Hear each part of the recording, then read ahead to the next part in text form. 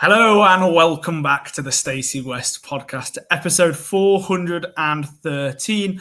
I'm your host today in a little bit of a change of normal schedule. I'm Charlie and I'm joined by Mr. Stats Expert, as a lot of people in the Discord have been sort of clamoring for today, hearing about the conversation that we're going to be having tonight, Mr. Chris Lamb. Chris, how are we doing, mate? It's been a while since we've been on a podcast together on the Stacey West. It is a while, and you're probably not going to get the best version of me, I'm afraid, because I've got a cold, and I'm rubbish at being ill. I like to think I'm quite. I know, and that sympathy, that heartfelt sympathy, is very much appreciated. Thank you.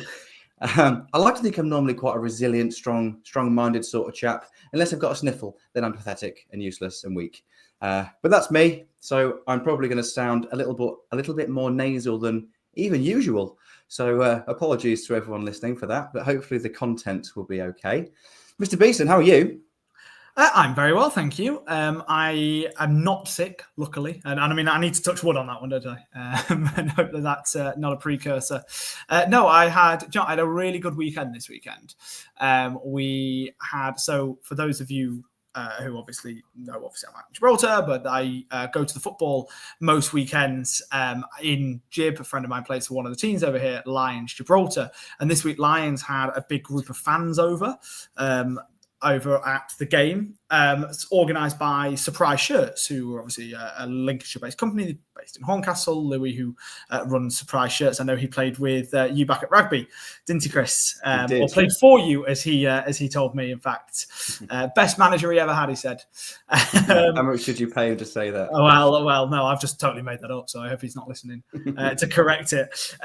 So yeah, they were over. A friend of the podcast as well, Tom FM, obviously YouTuber himself. He was over as well. So we had a really good weekend catching up with everybody and being able to talk Lincoln again for a while back over in here. So yeah, really, really enjoyed my weekend. And yeah, it was really, really good. What are you doing this weekend, Chris? Because there's a weekend with no football and I am totally lost because the league here stops as well. It's the international break and I just don't know what to do with myself. Well, I suppose it depends how I feel. My plan, providing I'm okay, is to go and be part of the squad at Market Raisin in their town, in their fixture this Saturday at home at Race Park. So because Lincoln were meant to have a game, I wasn't meant to be playing. So I'm just going to go and help out if I feel up to it. Also, our house is on the market at the moment and we hadn't had any viewings for a couple of weeks and I kind of lost a little bit of hope. We've now got one viewing tomorrow, one Saturday and one Sunday. So yeah, I'm going to be showing some people around my house as well, hoping that someone wants to give me some money for it. That'd be nice. But that's my plan. On cleaning duties, is she? Yeah, to be honest, she's been a good egg. She's been doing a lot of it this evening while I've been struggling. I've made tea though. I made tea.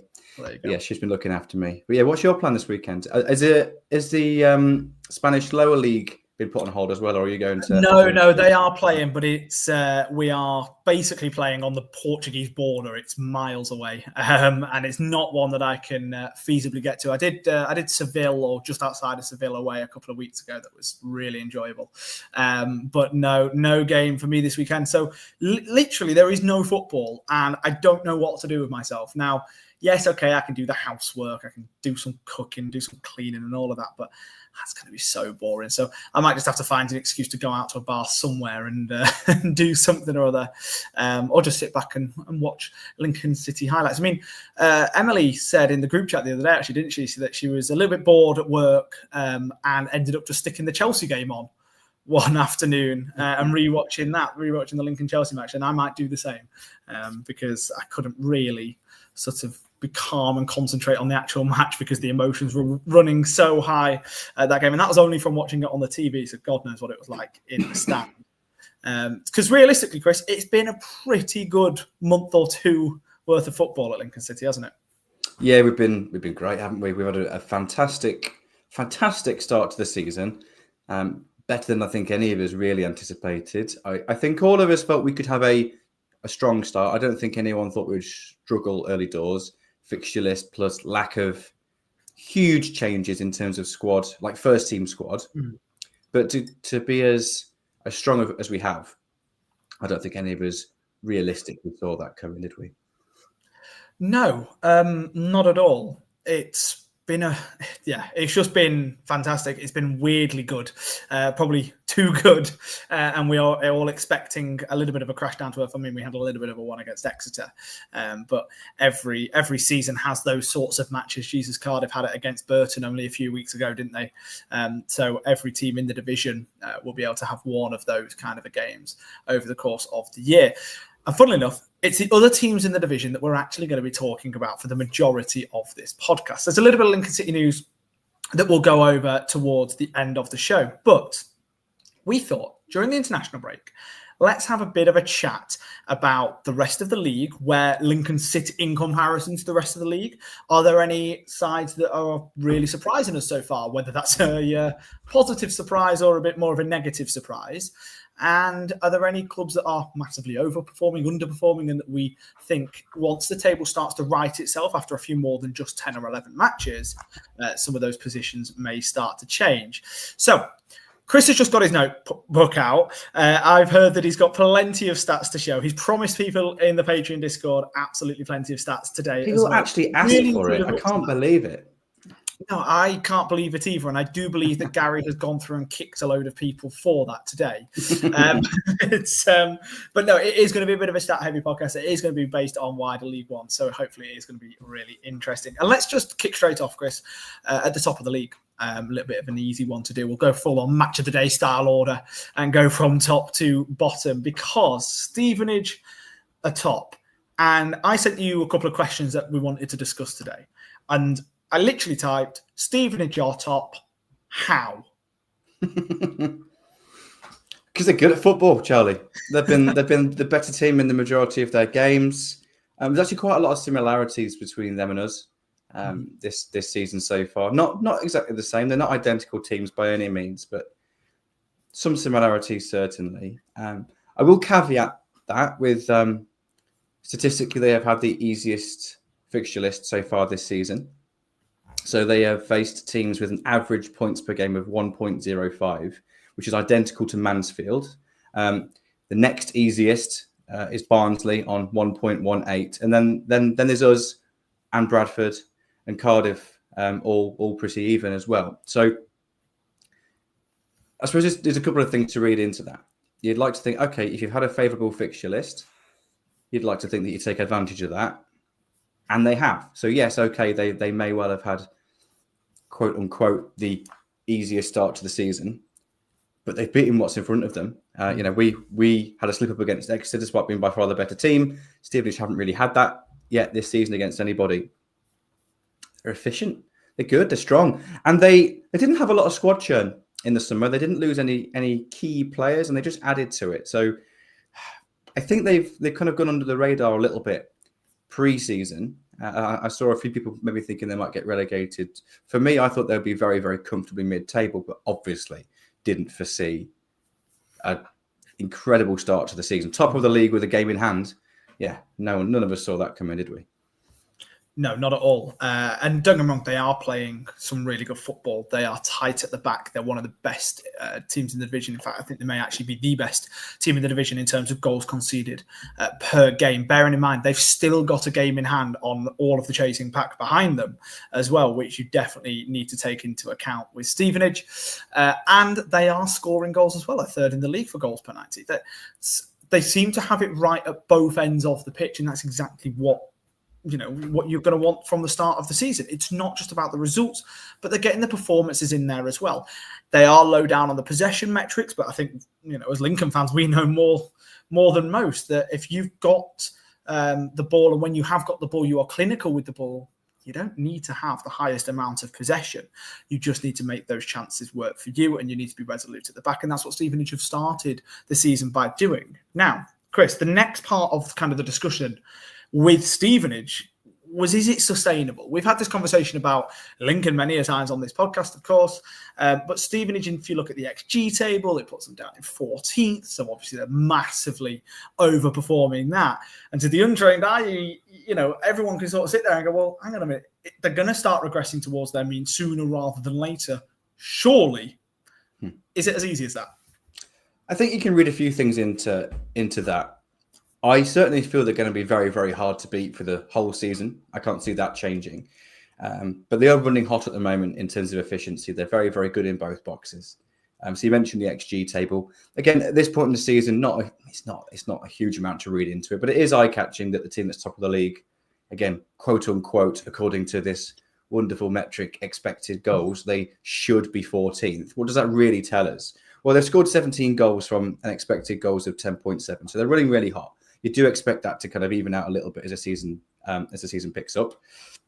And I think the key here, though, is how does that compare to everyone else in the league? So they've only got the 20th best expected goals. So in terms of chances created, because expected goals, I think, is a bit of it doesn't really give you a clear indication of what it actually means. It doesn't really mean how many goals should you have scored. In my opinion, it means how good are the quality of the chances that you're creating, or how many chances are you creating? And the higher the number, the better, of course. So 20th for expected goals, but third best XG against, conceded 10.3 XG, have conceded only 8 goals. So running a little bit hot there as well, but it's not far apart. But that's the third best in the league.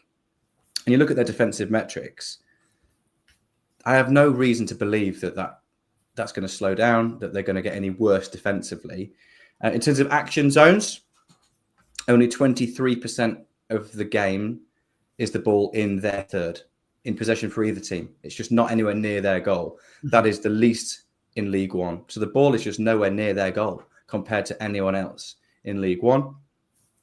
And it's in the opposition third, let alone the middle third. It's in the opposition third, 33% of the time, only betted by Luton. So putting that in simple terms, they're playing the game in the right part of the pitch. They're playing the game in the opposition third and the middle third of the pitch.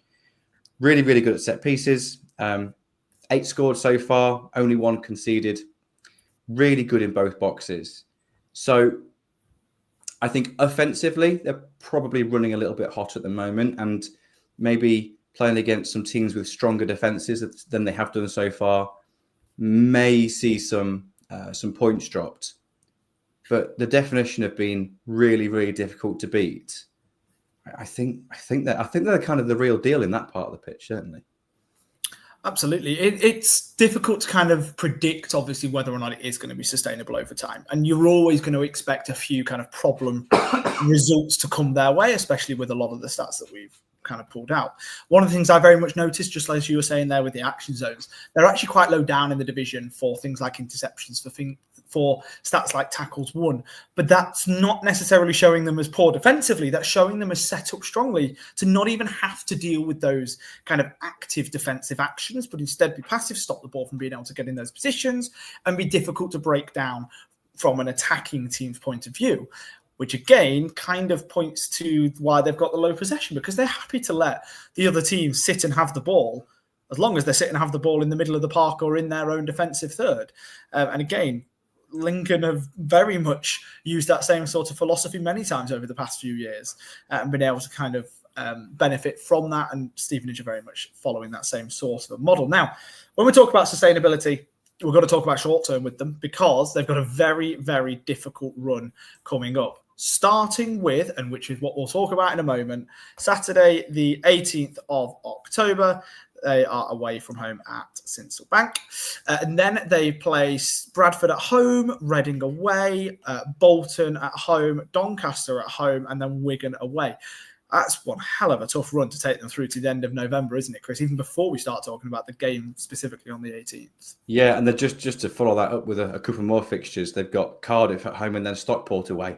So in their next 8 games, there's some, at least on paper, very, very tough games there for them. So I think that's a test, isn't it? If they can, I mean, they're picking up 2.5 points a game at the moment. That's not going to continue until the end of the season. That's almost impossible.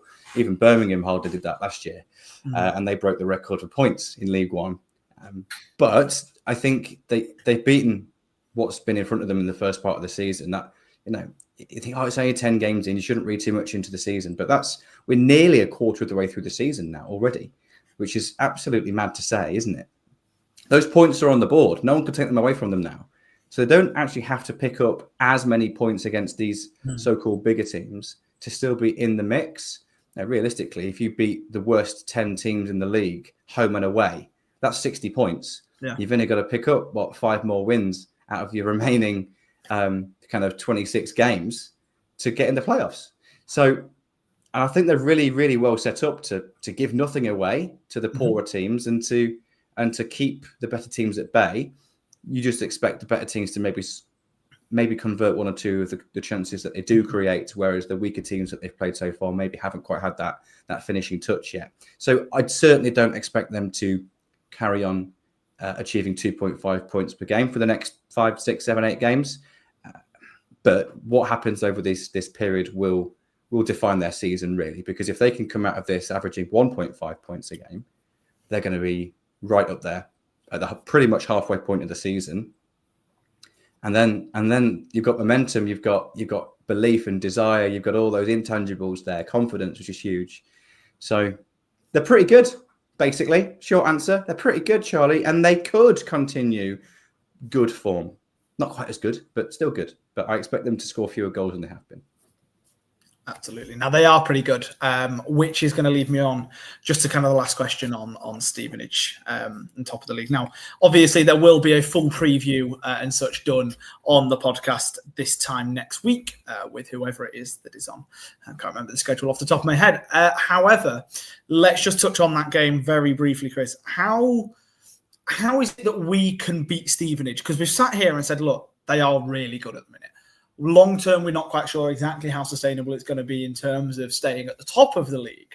But looking ahead to this game, it's not going to be an easy matchup. So how do we get past them? It's going to be really tough. I think we have to be respectful of that, respectful of the opponent, particularly away from home. They're going to be really difficult to break down. Now, so far for Stevenage, and I hope this isn't offensive to them or reductive, but Plan A has worked.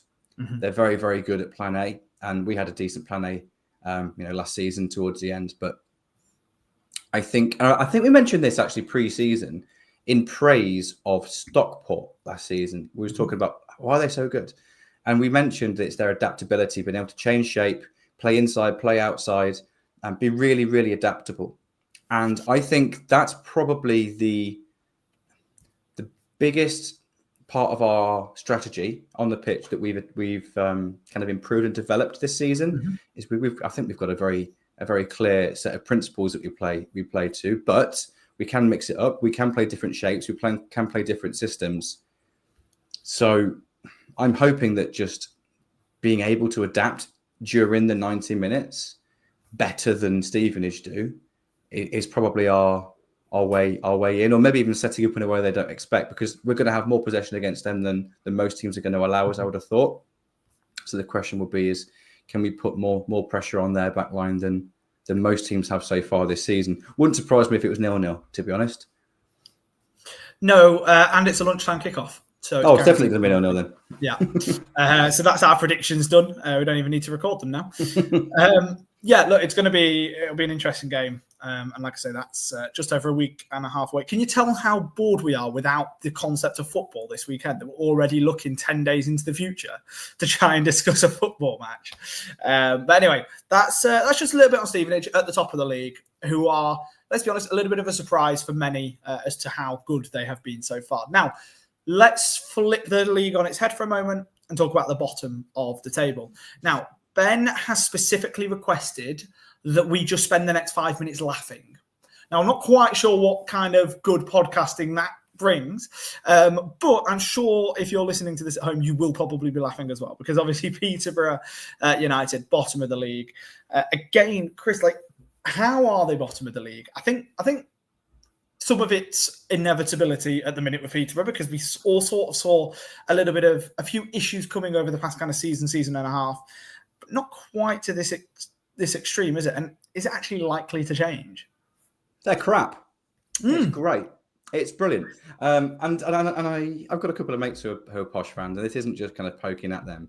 I think I mentioned this after we reviewed the Peterborough game, in that for the majority of my lifetime, Charlie, Peterborough have always been slightly bigger and slightly better than us. They've always nicked our managers, nicked our players, been able to sign more established players than we have, been able to reinvest because they've made big sales more than we have. They've always just been that little bit more successful. They've been in the Championship. We haven't in recent years. So I have to admit, I'm really enjoying them being crap and not very good. And they are, I know it's an easy comparison to say they're the opposite of Stevenage, because Stevenage are top and Peterborough are bottom. But in every measurable way, they're pretty much opposite to Stevenage. So yeah, like you say, you want to, shall we just laugh for 5 minutes? Yeah, quite happily. I'm happy to talk through kind of the reasons why. It'd be really interesting to see, though, or to predict and discuss whether we think this is a bit of a freak of the fixture list, a freak of a slow start, or actually is this likely to continue? But yeah, there's some interesting points here. But just before we touch on anything factual, how do you feel about Stevenage, about Peterborough struggling?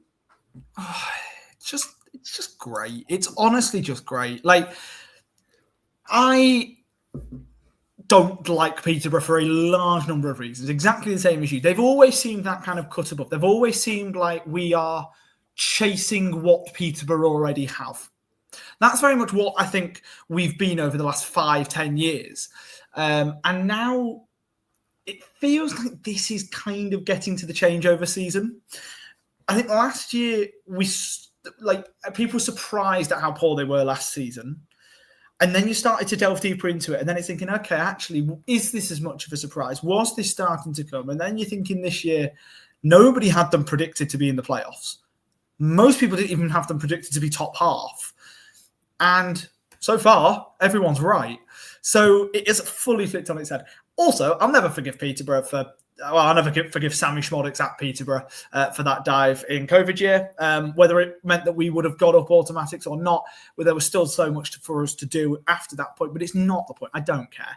I have never been more angry watching the game on a TV screen than what I was at that point. Obviously, nobody was at the ground.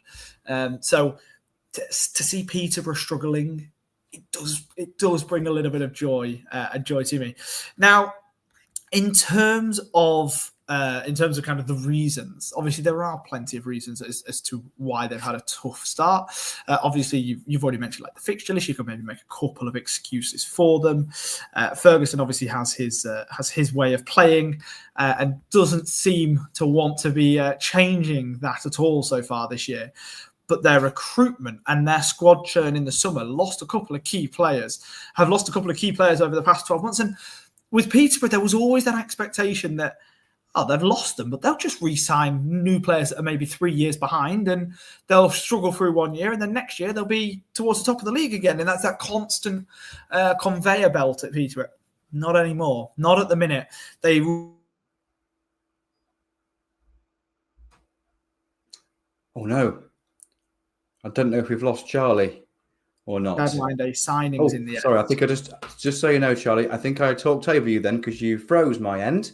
So I don't know if that froze for everybody else or if it was just me. If it was just me, then apologies for talking over him. But also, I have no idea what you just said.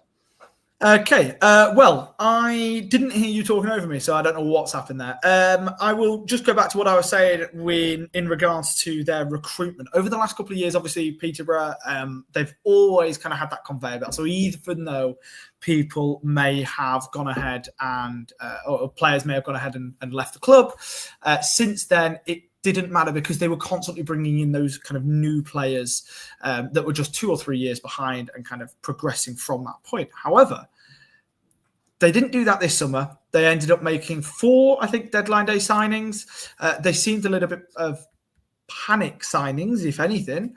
And it just seemed to be that they didn't seem organised, anywhere near as organised as what we normally expect Peterborough to be. So as much as I think we can talk about tactics, we can talk about stats, we can talk about the style of play that Ferguson's trying to get them to continue playing, I think a lot of it is also just the personnel they've got on the pitch. Yeah, squad's much weaker than it was. Yeah, definitely. And let's not forget, they were one of the poorest teams in League One for the second half of last season. And that squad contained Poku, Kiprianu, Jay Jones and Fernandez, all of who left the club for money this summer. Actually, I think Kipriano went on a free, didn't he? But ultimately, all of them are playing at a higher level now. So Fernandez has gone to Rangers. Kipriano, of course, playing regularly for Watford. Poku at QPR, and Jay Jones all playing in the Bundesliga now. So they were one of the worst performing teams in the second half of last season with that talent in the squad. They've now not replaced that talent like for like, which Peterborough never will, because it's about the development curve, which which we certainly have taken inspiration of from ourselves. But yeah, I think on the pitch, the squad it's the weakest Peterborough squad I've seen for many, many years. But also, it's performing well below par as well. So it's a poor team performing poorly. We mentioned, for us, our strength is probably our collectivity. We're stronger than the sum of our parts, I think, as a football club on the pitch. I honestly don't think. I think Peterborough are the opposite of that. I don't think they've got a particularly strong set of parts, but they're not playing as a coherent unit at all at the moment. Now they are a bit unlucky, I suppose, in a couple of aspects. You mentioned that fixture list, 7th most challenging start to the season according to the numbers, but it's not the hardest start to the season, and they are still last. So yeah, if they were maybe 17th, 18th, you could say that lines up, but they are dead last. And in terms of the expected goals numbers, they are creating very little. They are conceding a lot, but they have scored fewer and conceded more than the numbers suggest they should have. So maybe been an element of bad luck in that regard, but also maybe an element of just players below the level. You can always argue it the other way around. And they're not getting there very often either. So the ball is in the opposition third, the least amount out of any team in League One. They take an age to get the ball into that final third. And we saw that against Lincoln, didn't we? They had 516 successful passes against Lincoln, but only 150 of them were in our half. Against Bolton in the last game, just 31% of Peterborough's successful passes were in Bolton's half of the pitch. That's standard throughout the whole season. But you can't score goals if you're not creating chances, and they're not creating chances. And also, they're very, very soft and weak back. They're poor in both boxes. So conceded 7 set pieces, which is the second most in League One. Only scored 1, which is the fewest. Conceded the most open play goals as well. So they've been carved open quite easily. Not a single goal they've conceded as a penalty. Not a single goal directly as a result of a counter-attack, which you can often forgive a little bit if you're chasing a game, trying to get back into it, then get caught on the counter. But they haven't conceded a goal on the counter-attack. They're really, really genuinely poor. Really. So I can't see them. I can't see them having a successful season this season at all. Can I see them picking up more points than they have done? Yes. Can I see them picking up many more points? No, I genuinely think they've got a season-long battle for relegation here, which is something I was not expecting to say pre-season. I wasn't expecting them to be good, but I certainly was not expecting them to be this bad. But they are legitimately poor. It's so good, isn't it? It's great. But no, they absolutely are. I mean, if you take it down to its like basic, simple, fundamental level with Peterborough, over the last few years, they have been relatively poor defensively. I don't necessarily want to say poor defensively, but they've been more open at the back because they're willing to commit bodies forward. And that's kind of been their style of play. And they have scored more than their opposition. And that's fine when it works. Is it sustainable for long term? It's always going to be questionable. But they have been able to have, like last season, even the start of last season, the season before, for example, they were averaging 2 goals a game. They're averaging 0.7 goals a game at the minute, and that's their problem. They can't have the same level of defence and that same level of openness at the back that they have done recently if they're not getting the goals going forward. And if they're not getting those chances, obviously, first of all, and then the ball in the back of the net, to be able to win games 3-2, 4-2, 2-1, etc. So that's what Peterborough's big issue very much seems to be at the moment. They also remind me a little bit when Reading first came into the division a couple of years back and Ruben Sellers was in, they were really naive at the back. They were trying to play the ball out from the back. The defenders that they had, they were obviously all young players because of their financial issues at the time, all academy lads, but they were playing academy football, like you see when we played, for example, Manchester United's under-21s. They're not willing to just boot the ball out and clear it to get rid of it. They want to try and play with the flair and play with those little cheeky passes, even if they are sort of back to goal, sort of 20 yards away from their own net. They're still wanting to do that kind of style of football. That is exactly what kind of haunts you if you continue to do that. And that's what haunted Reading at the time. And Ruben Sellers turned that around, shut up shop a little bit at the back, and then started getting the attacking play back exactly as he needed. And now, obviously, at the time, he was one of the most revered sort of managers in the league. Ferguson hasn't seemed to have been willing to make that change as of yet, not willing to adapt, and that very much could be their issue over the next 1 month, 2 months, or the whole season. I mean, realistically, how long do you think he's even gotten a job?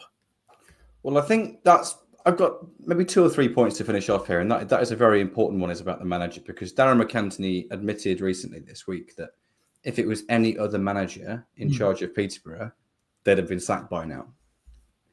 But Ferguson's kind of previous success justifies the time. And you know what? I kind of praise that. I don't like Darren Ferguson as a man, let alone a manager.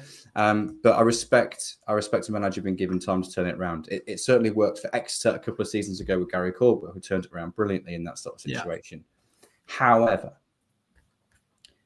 because he seems pretty reluctant to change, because even when they changed system, they kept the same style. Because I didn't think they had until we played them, and then it's very obvious that they were playing exactly the same style, just with an extra centre back on the pitch and a number 10 missing. But the system and the style was the same, and all the same faults were still there, of course, which we've exploited, but lots of other teams have so far this season as well. So the fact that Ferguson has been given extra time, and it seems unlikely that there's going to be significant change in style, I can't see them picking up significantly more points than they have been. Now, next little point is fixture list. They've got Burton away, Blackpool at home, Wimbledon at home, Mansfield away, and Doncaster at home in the next 5 games. There are some points to be had in some of those games, they'll think, more so than some of the fixtures they've most recently had. And you can also argue that as much as they are bottom of the league, they are only 1 win away from being out of the relegation zone. They're only 2 points outside of the relegation zone, despite their goal difference being 10 worse than Wickham, who are currently in 20th. But it's the other teams that are also down there who you expect to improve. And we're going to talk about that a little bit later. But now, down there, Blackpool, big spenders, recently sacked Steve Bruce. You'd fully expect them to pick up some momentum later in the season. Maybe not push as high as they thought they were going to pre-season, but you certainly don't expect to see them go down. Rotherham, maybe a big name for their level, maybe are a team that's destined to be down there this season. But then you've got Wickham are down there, Reading, Leyton Orient as well. Plymouth is still not too far away. They're still down in that bottom half, and Wigan. They're all teams that you'd expect to be far, far, far higher up the league. So if they do improve as expected, Peterborough have got to not only keep pace with those teams, but pick up more points than those teams to overtake them. There are not many teams that are worse than Posh. And yeah, I was going to say that worries me for them. I'm not worried in the slightest. I'd quite like to see them get relegated. It'd be hilarious. But yeah, this similar to Stevenage in that, can you see it continuing to an extent? Yes. For Peterborough, can you see this continuing to an extent? Yeah, I think they're destined for a relegation battle this season, bar a new manager and an overhaul and a huge spend in January, which they will have the funds to be able to do if they need to, unlike some other teams that you expect to be down there, like a Burton, for example. Absolutely. And you know what? I was going to go for... No, we will do. We're going to do it anyway. We're going to go to an advert break. We're going to kind of wrap up Peterborough there. All I'm going to say, Chris, I'm going to put you on the spot. Okay. He's currently coughing, so I'll answer the question first. Basically, are Peterborough United going to get relegated this season? Heart says yes, obviously. Does the head say it? Actually, yes. I think they very much could find themselves in League Two next year. And hopefully when we get promoted out of the division this year, okay, yeah, maybe not that wishful thinking, it'll just make it so more sweeter. What do you think, Chris? Yeah. With the evidence that we have, it makes logical sense that they are going to get relegated this season.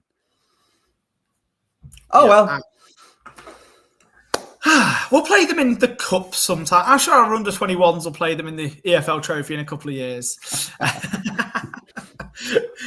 So yeah, look, that's a little bit on Stevenage, a little bit on Peterborough. So we kind of covered the top and the bottom of the league. We're going to go for a quick advert break. We'll say hello to everyone on YouTube. And then when we come back, we are going to just do a little bit about some of those teams that are towards the bottom of the league that may kind of try and replace our position in the table as games go on. And then we're also obviously going to touch on Manager of the Month and our unbiased, supposedly, opinions on who should be winning that one. So we will be back in a moment. Hello, YouTube. Hi, YouTube.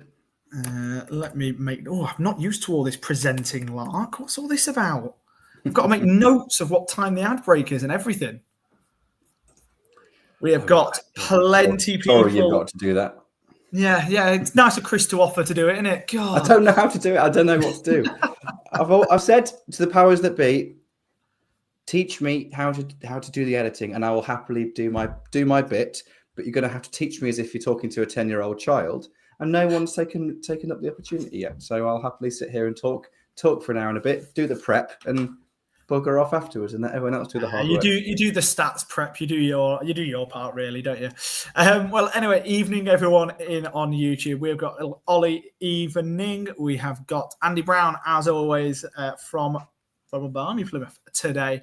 Stat Attack is absolutely right. We've got Saxelby. Good evening, Harry. Evening, how are we doing? Steve, how are we?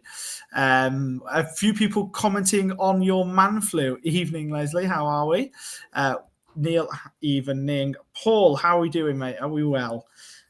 Let me go through. We've got Jacob, how are we doing, mate? Adam, evening, sir. Score more than them is absolutely right. I believe that this was when we were talking about how we beat Stevenage. As some would say, just stick it in the onion bag.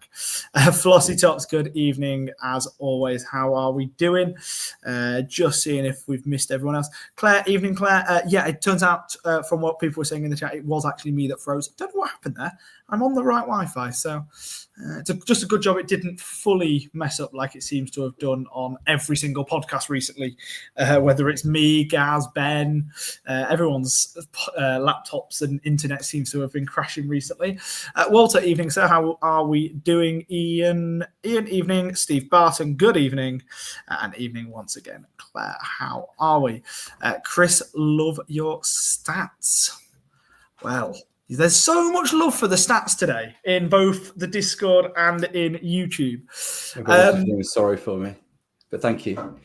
Right, YouTube. I want just to ask you guys to leave a comment on who do you genuinely believe that Michael Skubala should get Manager of the Month. It's MOTM, right? Same difference. Do you actually believe that Michael Skubala should get Manager of the Month objectively? Taking away the bias, do you think he's earned it? And we'll bring a couple of you in later on. Chris, evening, sir, as well. Just before we get back underway, big game away at Oldham on Saturday. I take it that is going to be the under 18s, of course, with it being Chris the one commenting. So what we'll do is we will jump straight back into it, and we will carry on talking about League One.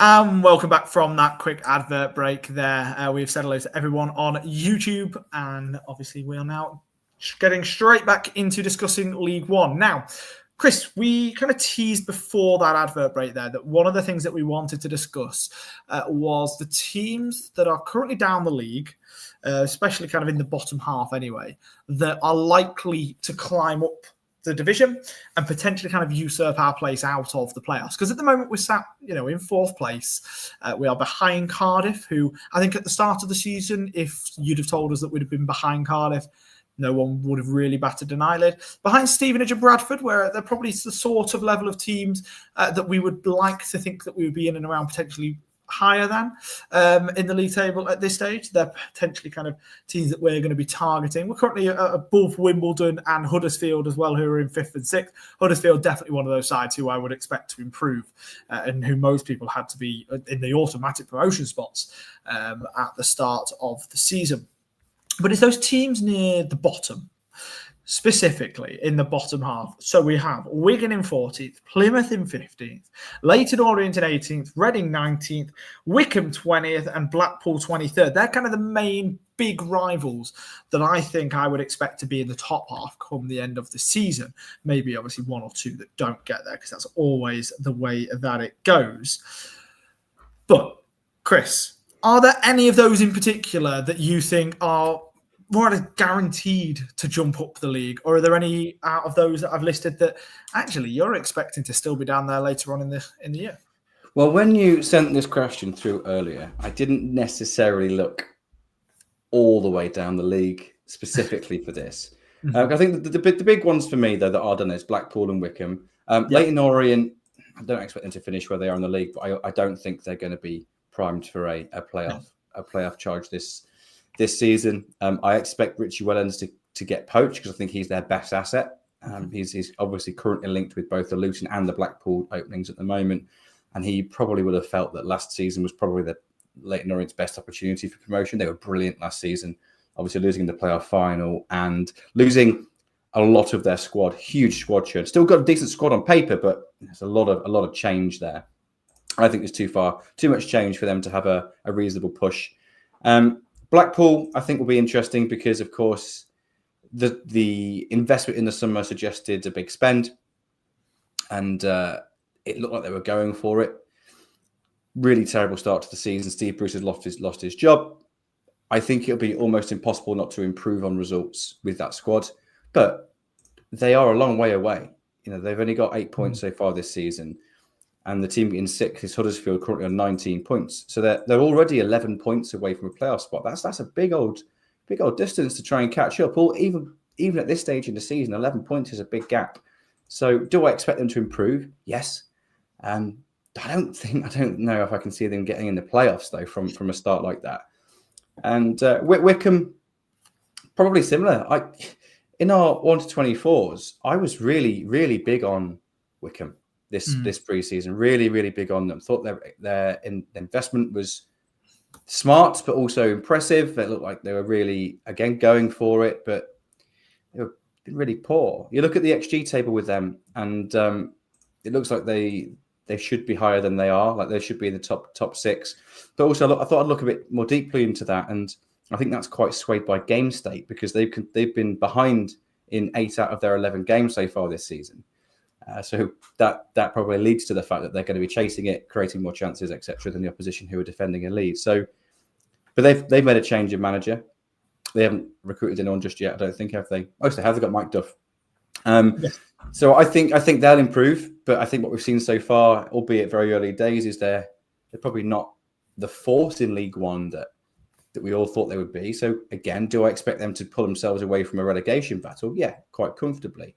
I just don't think they'll be pushing for a viable playoff spot. The only 2 teams that I suggested will do, one I think is a dead cert, which is Bolton, albeit only in 8th at the moment, so they're hardly a million miles away. But I think they're the best team in the league at the moment, personally, and they seem to be able to snatch draw from the grasp of victory at the moment. But their underlying numbers are by far the best in the league. And then Luton is just this mystery, isn't it? Luton is a mystery because all the underlying data suggests that they're kind of doing what they should be. Really, they're not massively underachieving compared to their underlying numbers, but their squad is just so talented for the level, so talented. But they're also a club that's used to losing. They've had 2 full seasons of losing every week, and that's really difficult mentality to change. So, yeah, new manager bounce, hopefully for them. And if it clicks, they have every chance to rise through the league. But I'm not as convinced by them as I was pre-season. Luton's an interesting one. And I'm going to kind of just start with them because, like you say, and this was very much a point I made in one of our 1-24s that we did, actually over on the EFL Hub that we do. And I just think it's really difficult to get back into the mentality of being a promotion-chasing side when you've spent 2 years backs against the wall, losing more times than you're winning, and finding yourselves with back-to-back relegations. Yes, they've got a fantastic squad, but so did Sunderland in this division. So did Portsmouth in this division. And that's the sort of situation that we've got here. At the start of the season, we literally said for Luton, it could go one or two ways. It could either be a Sunderland or it could be a Birmingham. They could go 4 or 5 seasons in the league, or they could just bounce straight back up and have kind of forgotten about this season after 4 or 5 years and not really look back.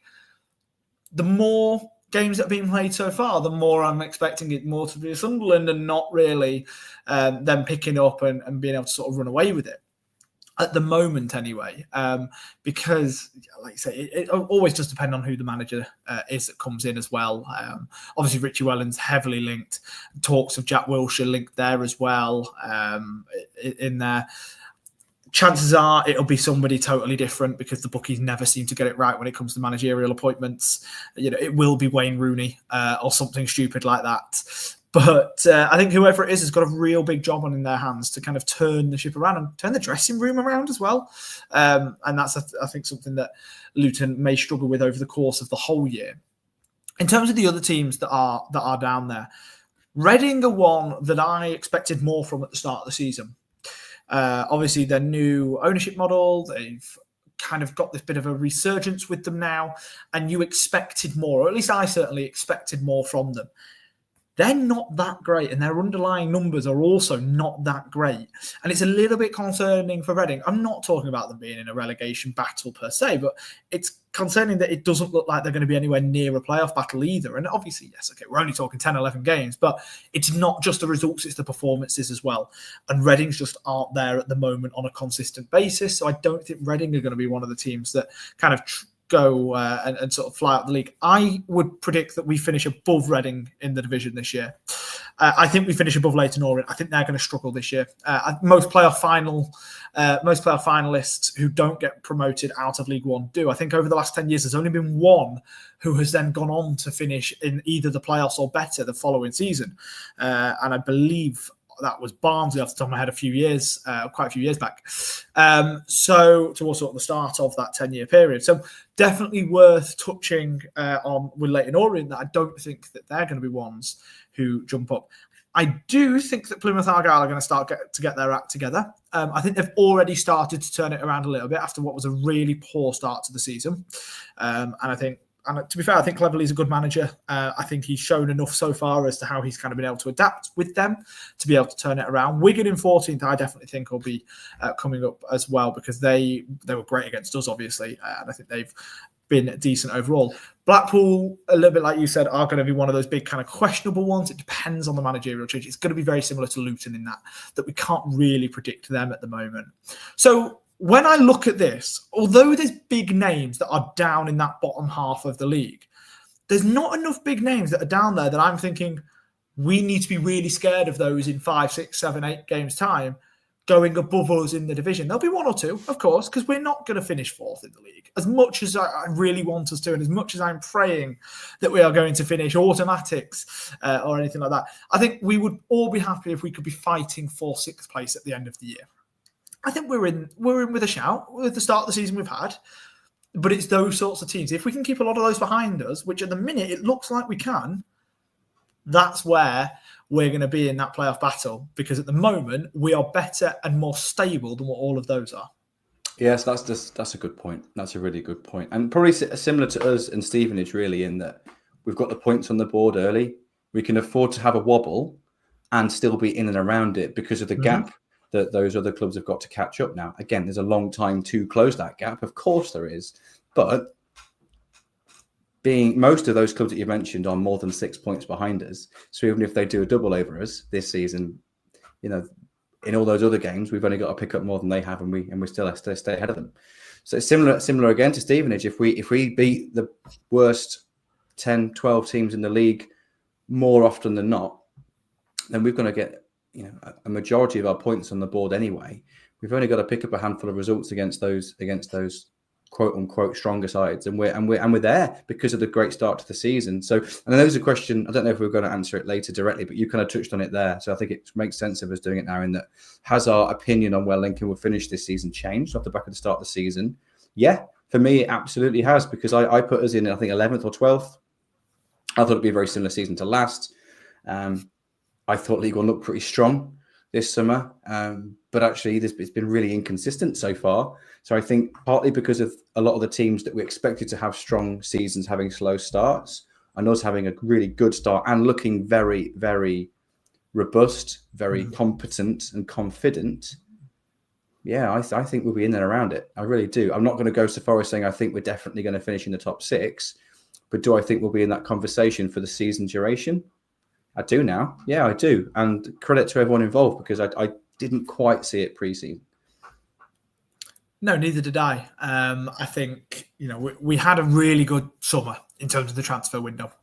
But when you look at that, realistically, we had a really good selling summer. Like, we brought in lots of players, yes. But the big highlights were the players that we sold and the money that we got for selling those players. And I was confident. And then we lost Joven. And that was kind of one of the big ones that made me sort of sit and think, are we now weaker? And then we go into transfer deadline day. We're picking up a couple of strikers. Obviously, we've got Okarongo in there. We've got a Bikwu who we signed on transfer deadline day. And you're sort of thinking, okay, we're bringing in players with some real ability going forward. We had the defensive stability as well, especially getting the left back in with obviously Adam Reach coming in as well. And what a left foot he's got on him, as he proved away at Peterborough. So, yeah, I agree with you overall that I think we are very much in and around that conversation. And when I look at, like I said, when I look at those other teams who you would expect to be up there instead of us at some points in the season, I am more confident than what I suspect a lot of their fan base is going to be. Now, let's kind of move on from that and move on from kind of the conversation of those teams towards the bottom of the division. And I just wanted to ask one question, and it's actually a question that came out of the Discord. It came from Johnny Benton in the Discord, asking which opposition team and or player has impressed you most from our game so far. Now, I'm going to throw that one over to you, and I'm going to answer the opposite of which team has really shocked me at just how bad they were. Okay. Wigan, for me, I thought they were good.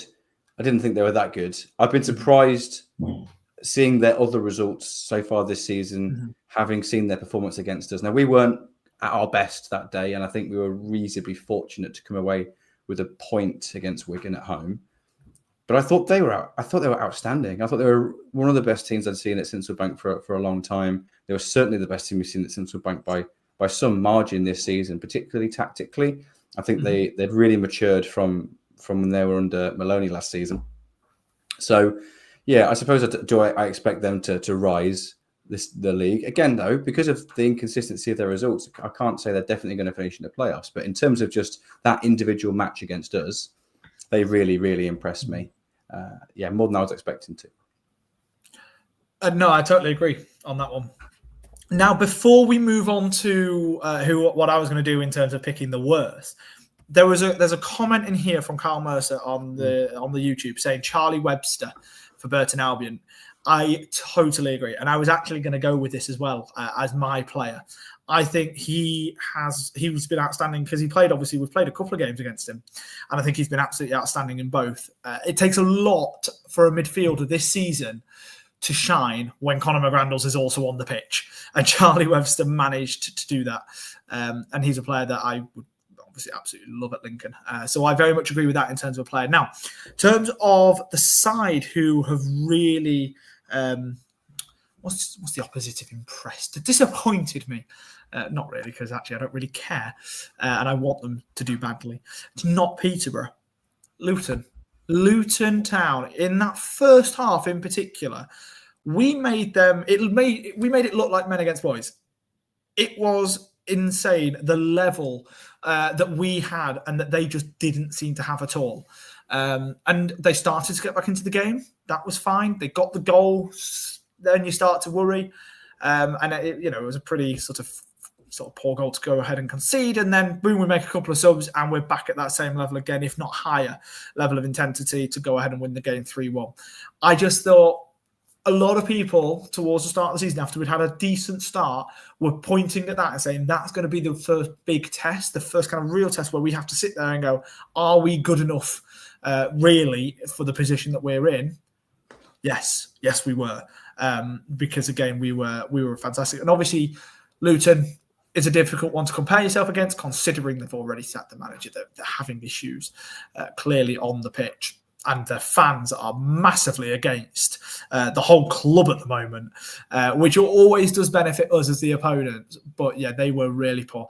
And also got a touch on just how poor Chelsea. Alejandro Garnacho was awful, but he's not really in League One, so pretty pointless to discuss in this one, isn't it? Yeah. To add to that, I think there's a difference between the two big teams that we were facing at the start of the season in quote unquote big teams, relegated teams in Plymouth and Luton. Because we played Plymouth first, obviously we were by far the better team for 75 minutes. Yeah, they rallied with 15 minutes to go, but it's very easy to play when you're 3-0 down with no pressure on you. But it still felt, they'll be all right. That's it's just a typical early season performance from them, and we've started the season strongly with not a lot of squad churn at that point in the season. But Luton just felt like, well, we're better than them, and they're actually much worse than I thought they were going to be. And it was late enough in the season, I suppose, for it not just to be a slow start. It was a toxic environment, wasn't it, which doesn't help. But just a note on one particular player as well. We haven't actually played against him yet. This is a bit self-indulgent for me, but I've been particularly impressed by Laurent Tolai at Plymouth. But I particularly wanted to mention it because in one of our pre-season pods, speculating when he was still at Aldershot in the National League, I really liked him, and I was like, this is the sort of player I would like us to sign. Obviously, went to Port Vale, did well last season, got promoted, started the season strongly, got a £1 million plus move to Plymouth, and has started brilliantly as well. Looks very, very capable at this level. So, yeah, just a little pat on the back for me, basically. But he has looked really impressive, and that's obviously a focal point that Plymouth didn't have when they played against us because they signed him late in the window. Yeah, he's a really solid player, actually. Brighton Academy, wasn't he? And I believe he got at least a hat-trick. He may have even got more in that game for Aldershot when they beat Swindon 7-4 a couple of years back in the FA Cup. A player that I've always liked. Granted, some of that is from Football Manager, but he's a player that I've always kind of followed and liked. So, yeah, good to see him doing well, and it'll be interesting to see how he can kind of do that over the course of the whole season. Now, let's move on to the final topic of discussion that we need to talk about, and it's the one that probably focuses on Lincoln City the most out of any that we have spoken about so far today. Manager of the Month nominations, Chris. They came in, and our man's on there. Michael Skubala obviously was nominated, and I think he deserves it. What's your kind of first thoughts on the Manager of the Month nomination, first of all, for him? It's nothing less than he deserves, and I think he's got a strong chance of winning it, certainly. I think Johnny Jackson, has he been? I haven't actually seen the other nominations. He hasn't. So this was a bit of a conversation that I was having with somebody yesterday, because he hasn't, and I think that it's a little bit harsh that he hasn't, actually. Well, in the calendar month of September, which this refers to, Johnny Jackson's AFC Wimbledon have picked up 12 points. Yeah. No one else in the league has picked up 12 points. There's a few of us that have picked up 10. I think most notably for Lincoln, we haven't conceded a single goal away from home, played 2 away games, won them both in that month. So arguably harder fixture list in that regard. So I suppose... Yeah, I hadn't actually seen the list other than I'd seen that Michael had been nominated. So I thought, Johnny Jackson maybe would be a strong shout for that. But if oddly he's not even been nominated, then I almost think Michael's a dead cert, really, isn't he? I would say it's fair. I mean, Graham Alexander is also in there, of course, for Bradford. And I definitely think that he could have a little bit of a shout for it. Tom Cleverley for Plymouth is in there as well, actually, because they've had a bit of a better month. And then Darren Moore for Port Vale Now, their underlying numbers are some of the best in the division for a team in the bottom half of the league. I think they're third in the XG table, which for a newly promoted side is pretty outstanding at this stage. So he's also in it. But we're trying to compare teams that you would expect to be struggling and are doing well to a team who have started the season strongly, who are continuing to play some really good football, and and have those underlying metrics to back it up as well, and are playing as a team. And that's Lincoln City, and that's Michael Skubala. So I would be very surprised if he doesn't get the manager of the month. Now, obviously, some people are worried about the curse. We asked during the break on YouTube whether or not people think that Skubala should be given man of the match. Obviously, trying to say it without sort of a bit of a bias. Andy Brown, he agreed that he should, but he did admit that it is going to be a little bit with rose-tinted spectacles, which is fair enough. Claire, she stated that she would love him to, however, does worry about that manager of the month curse. Ollie believes that he should be getting the award because out of the nominees, he is the clear winner, which, yeah, I would probably agree with overall. But Chris, are you worried about any sort of curse? No, not at all. I don't. I know there is an interesting stat that shows it, but I think you can probably extrapolate from that, fixture list changes and things. I just think as much as the trends are there and so-called curses are there, it's a completely different set of circumstances, different group of people, different group of players, different group of managers. No, I don't think there's anything in it. But if we lose against Stevenage, then it must be a thing, hey? Well, I'm going to say we might have to revisit this conversation at the weekend on the next podcast and see. Yeah, actually, I don't know when it's actually announced. The award. That's the one thing I didn't see. I think it's tomorrow, but I could be wrong. It normally is a Friday, actually. Now that you say that, so yeah, it'd be interesting to see whether he does get it. I would very much expect it overall. So hopefully, Michael Skubala, League One Manager of the Month. Let me just see. Does it actually state when? That's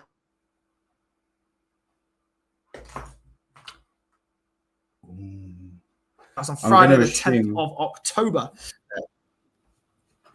You froze again. Oh. Friday the 10th of October is the confirmed date for it. I don't know what's going on, but I do apologise about that. But yeah, Friday the 10th of October is when it is announced. Interestingly, there's a panel. There's a specific panel that they announce as the ones who are judging it. Danny Wilson, Don Goodman, and Sky Bet EFL trader Ivor Davies. Right, interesting. But yes, so Manager of the Month, Michael Skubala. Now, Chris, before we wrap up, finish off, was there anything else that you wanted to mention on wider League One or where we go from here? No, but there is one extra thing I would like to mention. That's something that's happening right now, which I've just seen, which is that England are currently playing Wales, 2-0 up after 16 minutes. Scorer of England's first goal after just 3 minutes, Morgan Rogers. And starting on the right for Wales is, of course, Brendan Johnson. So that's nice. No, that is very cool. Funnily enough, I had no idea that we were playing until about an hour before we sat down, and a mate of mine asked if I fancied going out to watch the England game. I said, England are playing? Absolutely no idea. There was a really interesting game yesterday, for those of you who are interested at all, which you're probably not, because it is very boring. However, New Caledonia, the French overseas territory, about 11,000 miles away from here, played Gibraltar in a friendly last night. New Caledonia came away 2-0 winners. Yes, a really interesting friendly there. Not the sort of one that you see at all. But yeah, that was quite an interesting one. Annoyingly, I couldn't go.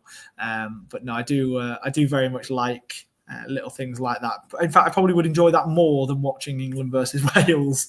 But yes, so I am gonna probably go watch that now. And we are going to wrap up the podcast. Thank you all so much for listening. A bit of a different podcast today, of course, looking at League One overall. Let us know what your thoughts on it are, because we may end up doing it as a little bit more of a regular feature, especially during international breaks and such. So let us know. Thank you all so much for watching. Thank you so much for joining me, Chris. And with your notepad full of stats. And of course, thank you all so much for joining us live on YouTube as well. So until next time, one thing left to do. Up the imps. Up the imps.